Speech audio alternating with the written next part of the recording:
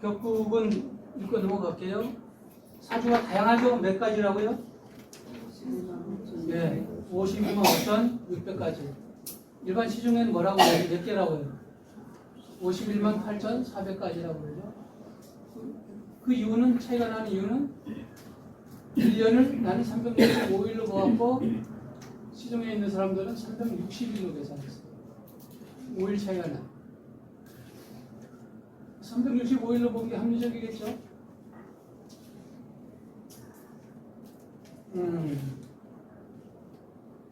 그 격국은 불법사주나 신법사주를 막론하고 명리이론의 초기 단계부터 격국이 있었어요. 그 사주의 특징을 딱 알아내려고 하니까 노력이 있었겠죠, 처음부터. 그 명리야근이라고 하는 장남이 진 거죠. 거기 보면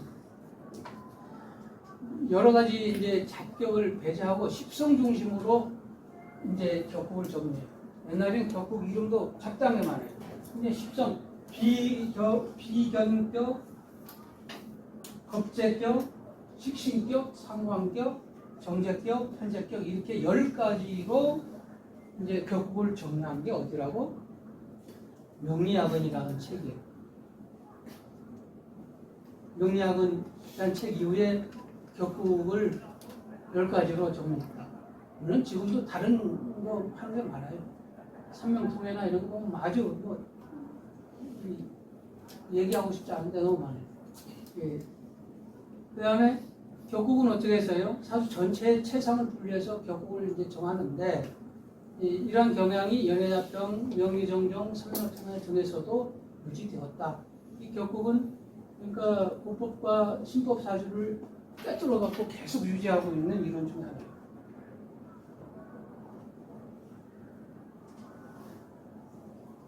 이제 이제 격이 있으면 지금은 이제 개념만 있는데 격도 정격이라는 게 있고 변격 또는 이게 뭐 정상적인 놈이 있고 정상적인 놈을 좀 벗어난 놈이 있지 않겠어요?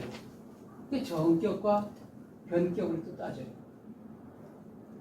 근데 이런 걸 따지려고 하는데 계량화가 안 되니까 옛날에 그냥 한문으로 써놓은 거 보면 예를 들어가지고 인수분해를 하나 이렇게 딱 써놓고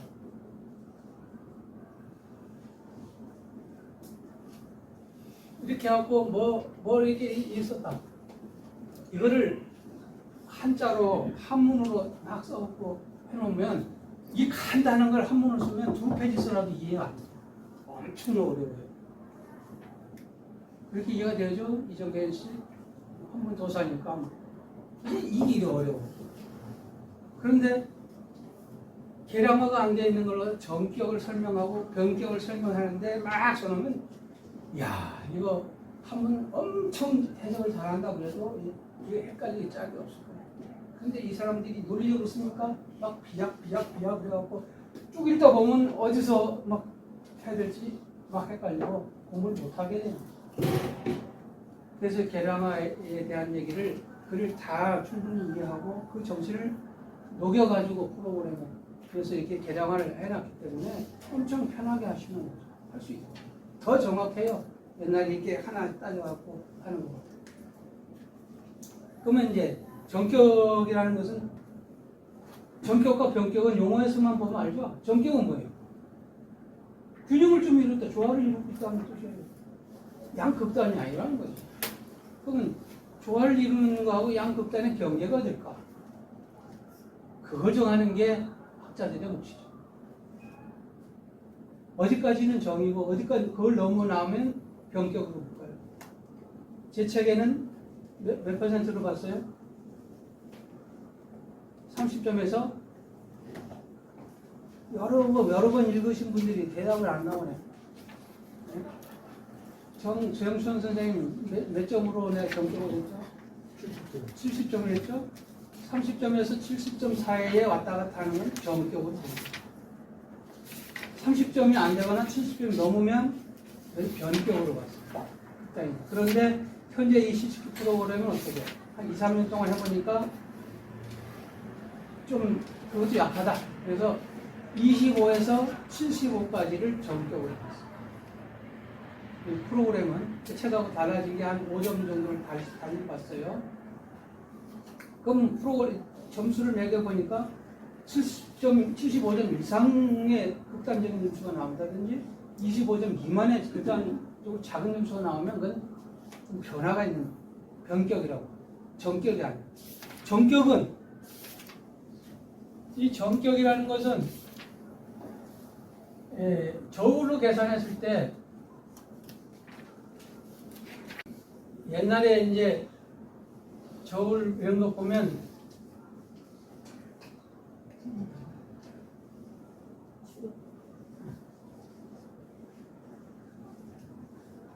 추가 있잖아, 그죠? 네? 이게 25에서 75 정도의 범위에 있는 놈이면 이걸 갖다 요 끝에 갖다 놓으면 여기 25거나 75거나 이렇게 되고요. 그건 질 수 있는 거야, 여기까지는. 네? 근데 어떤 거는 이 갖다 놔도 이거 안 되는 넘어가. 이 75점이 넘으면 76점에서 100점까지. 여기 뭐, 이전에 요 있는 건 못 딸 거 아니야, 그죠? 여기에 있는 게 변격이라는 거예요. 요 안에 있는 건 전격이에요. 이걸 계량화해 놓으니까 변격, 전격, 개념 정리하고 경계선이 몇 점입니다라고 하면 딱 끝나는데 이게 안 됐을 때, 계량화 안 됐을 때는 얼마나 이게 어려운 일이냐. 몇 천 년 동안 이걸 갖고 헤매고 앉아있고 그런다. 그러면 근데 그런 경우만 있는 게 아니야. 또 변격과 전격만 있는 게 아니야. 또 뭐가 있을까요? 종격이라는 게 종격. 네? 종격은 뭐예요? 이거 이런 종격이에요. 쫓아간다 이거예요. 종격. 이 5개 요소 중에서 어느 한 놈이라도 50점 이상이 넘으면 이게 합해가 100점밖에 안 되는데 하나가 50점 이상 70, 80점 갖고 가면 다른 건 암만 얘기해봐야 얘 한마디에 다 좀 땡땡이야. 여기 한 5천억 정도 갖고 있는 부자가 와서 우리 뭐 10만 원, 20만 원 갖고 그냥 이렇게 이러는 사람들이 있는데 와 돈 내고 그럴 때 그 사람이 한마디 하면 다 깨갱이지 어디. 예? 그게 종격이야. 미국 국제사회에서 뭐 떠드는데 미국이 가서 한마디 하면 다 깨갱이야. 그게 종격이야. 미국 따라가요. 어디 뭐 아닙니다 하고 해봐야 무시. 그게 종격. 정창동 교수님 여기가 50몇 점이에요. 종격. 정화가 종격. 어서 오세요. 종격이어야 돼요? 여기가 종격이면 비격, 비겁, 격, 종격이라고 할 수. 여기는 식상격, 대성, 관성. 이건 똑같이 영미수원에서 얘기한 것처럼 종류 10가지 같이 하되 변격도 아니고 전격도 아니고 종격이라는 거예요. 여기에서 이름은 한번 보세요. 여기 보면 종왕격이 내가 왕이니까. 그러니까 정창근 교수님은 여기가 강하죠. 종왕격 사주라고. 종왕격. 그 다음에 종강격 하면 나를 강하게 해주는 놈 요거야. 네? 그래서 인성. 종강격이거나 또는 인성격이거나 해도 되죠? 그래요? 근데 종자가 붙어서 하면 그 점수가 엄청 강하다라는 걸 알 수 있으니까 언어적, 개념적 부분은 좀 잘려서 좋아요. 그다음 종살격, 언어 자체가 이 관을 살로 봤잖아, 그죠? 편관으로 본 거예요, 이거를. 살자가 붙으면. 요거는 이 살자가 같은 거예요, 지금.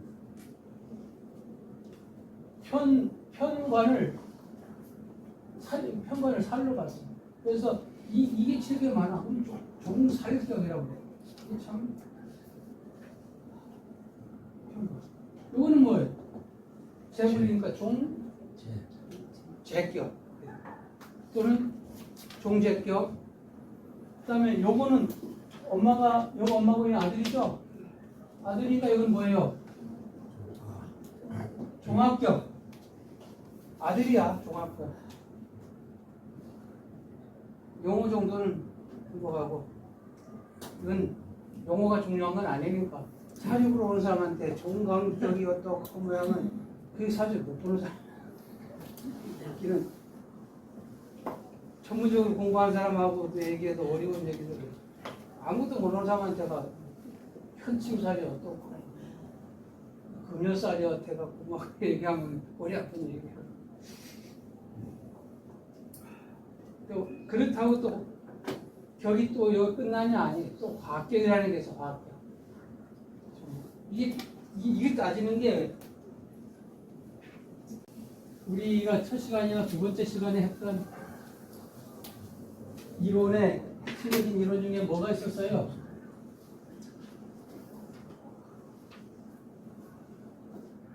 범주가 어떻게 쓰나요? 범주 이론이 있었잖아요, 그죠? 그러면 격이라고 하는 걸 따지면 격도 몇 가지가 있는지 분명히 있어야 된다고.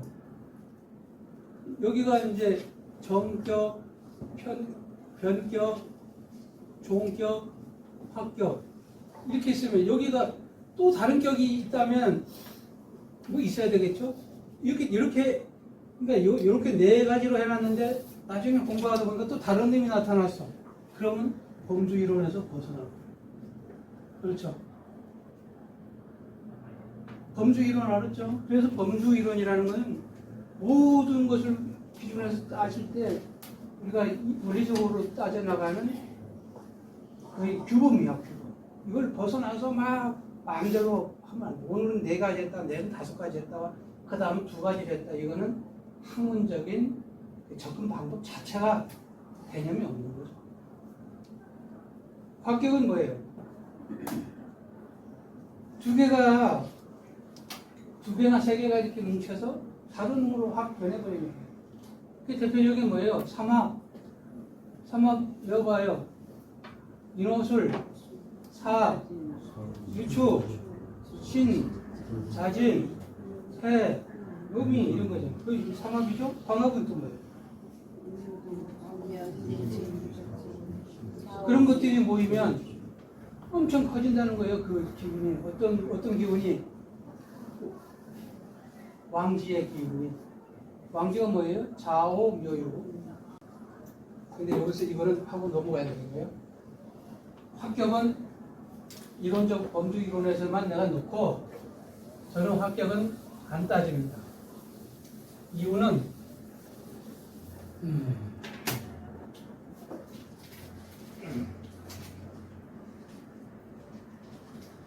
여기 일주죠. 이놈이 주장이잖아요, 인생에. 그렇죠? 그러면 이놈이 이놈하고 또는 이놈하고 또는 이놈하고 화해서 이게 만약에 목이었는데 이게 화로 변해버렸어. 일주가 합화해갖고 다른 걸 변해버려. 그러면 어떤 일이 생기나요? 일주를 중심으로 해석을 하는 이 해석 체계가 어떻게 돼요? 집안에 엄마하고 아빠가 중심으로 살고 있는데 애들은 여럿이 있는데 아빠가 다른 집에 그냥 바로 피고 가버렸어. 이 집에 우리 2살, 3살짜리 밖에 없는데 거기다 문패를 어떻게 달아야 돼? 이 골치 아픈 일이 생겨요. 그래서 일주가 다른 놈하고 합화할 때는 일주의 합화 조건은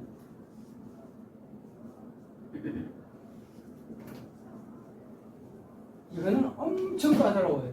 왜? 일주가 집 나가버리는 사건이 생기는 거예요. 그래서 6개나 7개가 일주 합화 조건을 까다롭게 해놨죠. 그거에 만족하는 거는 아마 52만 5,600까지 사주 중에서 10개나 있을까 말까 할 거예요. 무시해도 좋아. 그래서 합화에 대한 것은 이론이 어려워서가 아니라 일주 자체가 합화해서 없어져 버리면 일주가 없어지면 이 사주가 어떻게 되겠어? 일주 중심으로 뭐 세상을 살피는 거예요.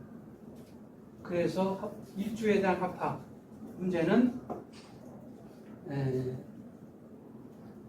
무시하자.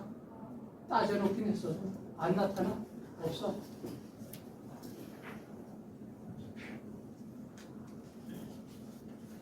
용신, 야, 이제 이 용신 하면 끝이네.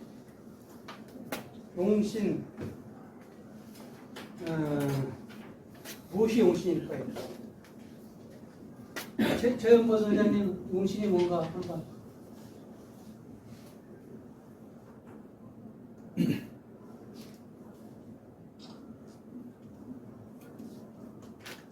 저요? 아니, 저기 어쨌든 용신은 사주한 사람 치고 용신 안 들고 용신에 대한 주눅이 들어있죠. 왜요? 용신 찾을 줄 알아? 용신 찾을 줄 알으면 사주 볼 줄 아네요. 용신도 못 찾아 그러면 이게 엉터리네 이러지. 용신을 가장 강조한 책은 어떤 책일까요? 적천수. 적천수가 용신을 많이 강조했어요. 그러니까 용신을 강조했던 것만큼 적천수는 용신 찾는 법도 다른 거에 비해서 좀 디테일하고 시간이 좀 들어가고. 오늘 여기 하는 것은 적천수 중심의 용신 찾기 프로세스로 우리가 공부하죠. 그러면 다른 건 다 여기 포함돼. 수가 돼요. 용신은 최연보 선생님이 뭐예요? 그래, 사주의 열쇠야. 내 인생을 풀어나가는 딱 잠겨져 있는 것을 딱 가장 많은. 그럼 뭐 되겠죠? 다른 뭐 얘기할 거 없이 이거다. 중요한 거다. 근데 그걸 개념적으로는 그렇고 이론적으로는 뭐예요? 일주를 도와주는 요소죠. 일주가 나뉘고 일주를 도와주는 게 이제 용신이고 용신을 도와주는 건 희신이고 그렇죠? 또 상신이라는 개념도 있고 진용신이라는 개념. 진용신은 격국과 용신이 같은 거야. 그런 용신이 그 진용신.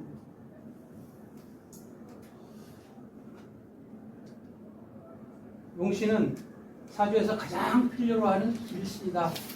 오행이나 오성, 천간과 지지 각 개별 요소를 신격화해서 부른다. 신이란 말은 글자라는 거죠. 좋은 글자라는 뜻이죠. 신의 상대어는 살, 인간에게 해로운 요소를 의미한다. 그래서 신살 그러잖아요. 신살.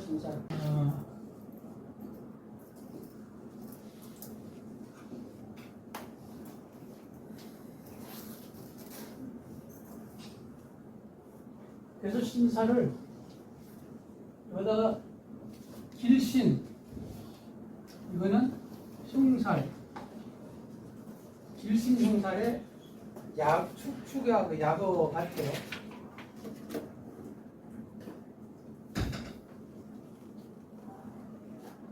우리는 이제 용신은 하나 딱 찾고 또 그걸 가지고 운세를 보거나 뭐 이럴 때 이제 쓰긴 하지만 습관적으로 용신보다 나한테 해롭게 하는 살을 찾기가 바빠.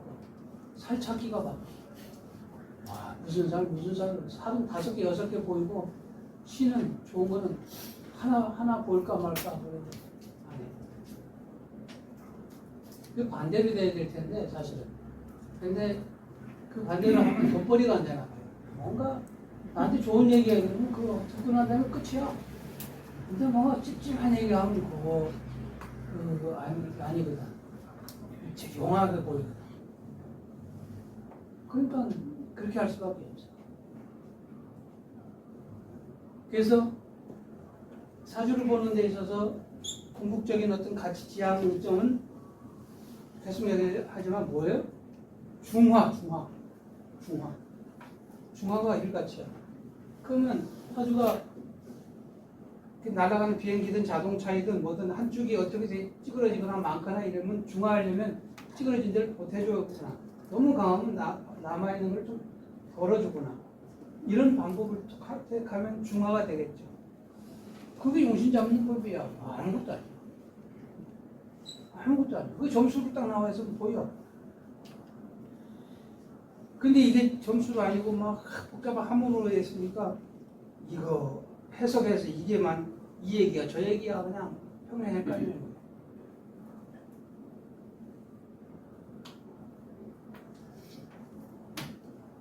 용신은 왜 찾아야 되느냐?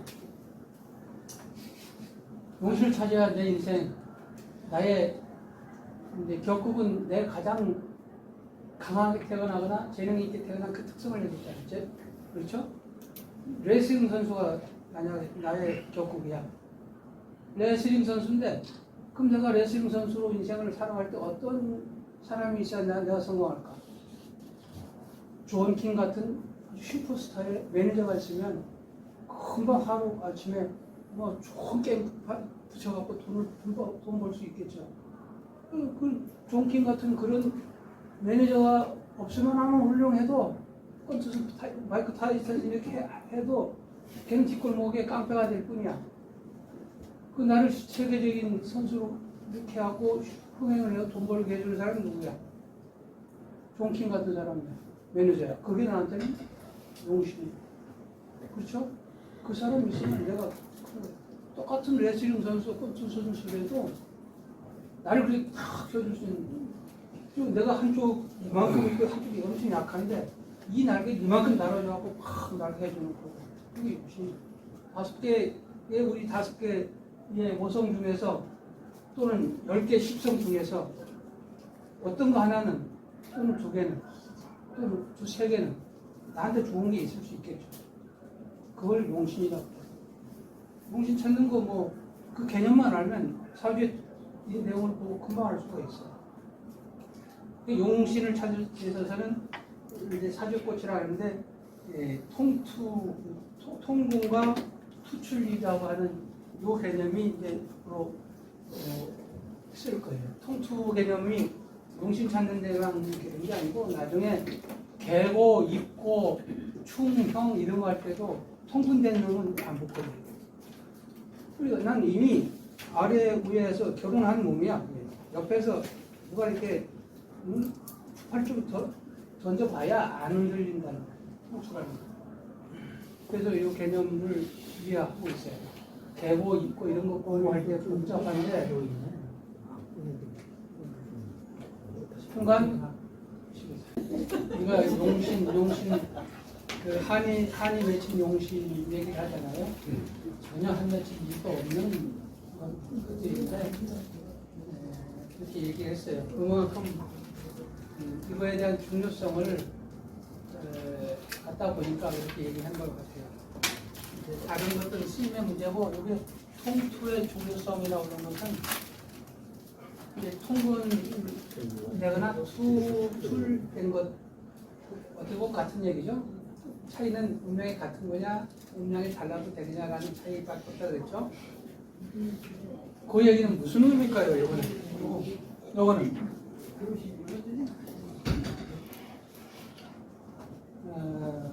김근아 씨 저게 무슨 의미일까요?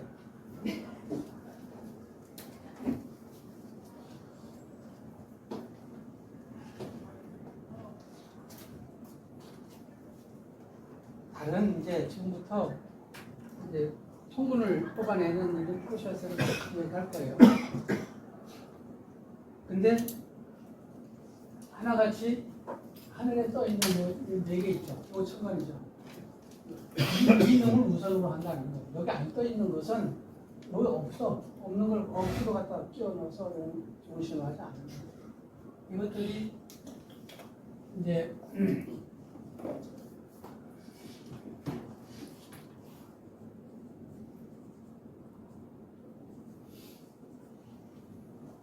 그 아베타이잔 전집 26건짜리 일을 친 사람이 이번에 아베 기사쿠라고 하는 아베 기사쿠라고 하는 사람이에요.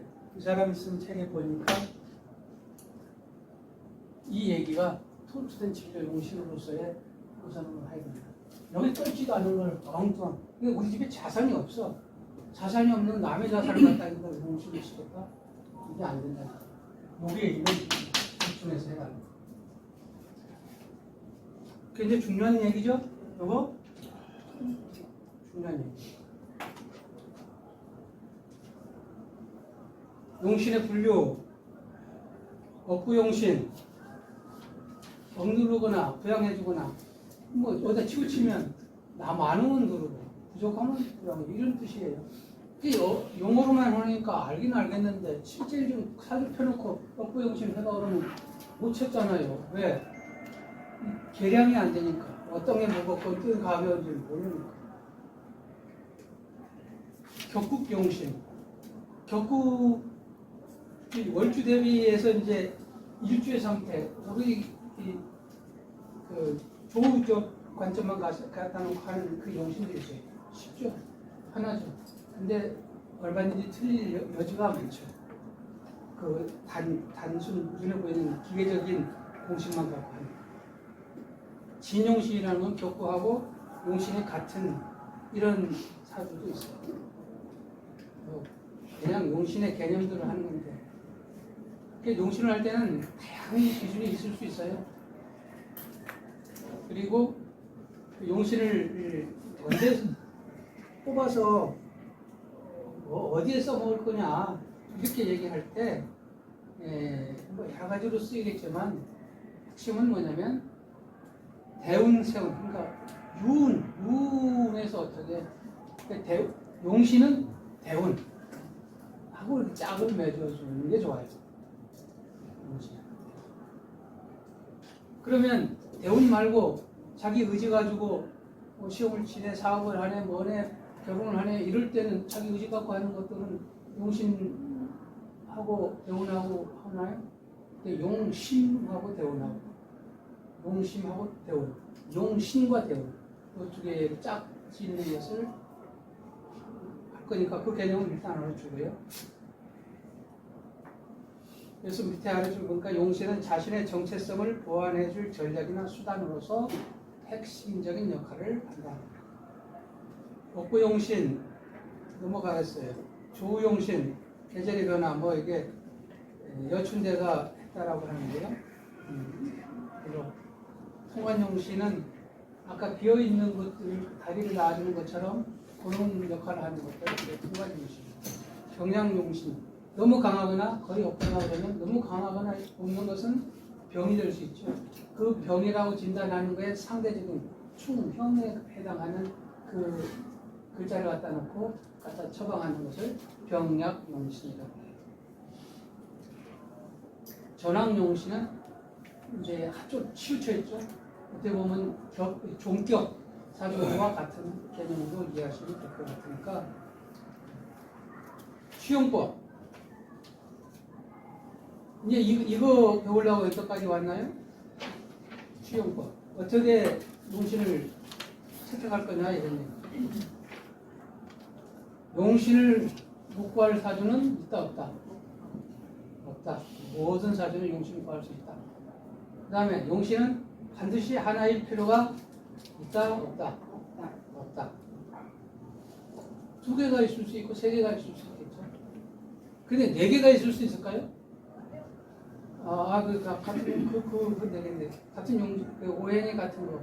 근데 10개 중에서 5개를 넘어가 버리면 이건 용신의 개념이 한쪽 치우친 걸 보완할 건데 양쪽 다 받쳐주는 걸 취한다 이거는 논리한 거죠. 그래서 보통 1개, 2개, 또 많으면 3개까지도 할 수 있다. 이렇게 보면 되고요.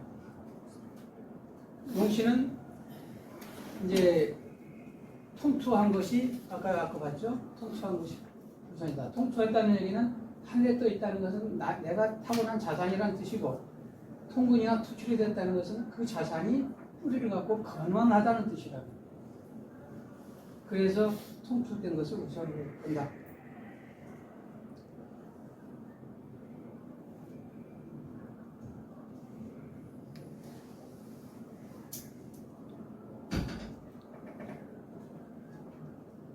혹시 용신을 다른 용어로 표현할 수는 없습니까? 할 수 있겠죠. 근데 여러분들이 하고 소통할 때 다른 용어로 쓰면 난 용신이라는 뜻으로 얘를 쓰는데 빨리 알아먹겠습니까? 그러니까 혹시 여기에 대해서 전혀 모르는 사람한테 상담을 해줄 때 이 용신이 뭐라고 하는 것보다는 뭔가 이렇게 좀 행운요소 행운 요소. 행운 요소 또는 길을 부양시키는 어떤 요소 뭐 이렇게 다른 말을 할 수는 있죠. 그냥 우리 사주 공부하는 입장에서는 용신하면서 알아듣는 우리 거를 뭐 용신을 하면 되나? 쉽게 말하면 그냥 필요한 신이 있지 뭐 필요한 필요한 신. 나한테 필요한 거. 그 용신이 필요한 신. 그럼 필요한 거라는 게 제일 좋거든. 무기. 뭐. 내가 고민해서 나온 거고.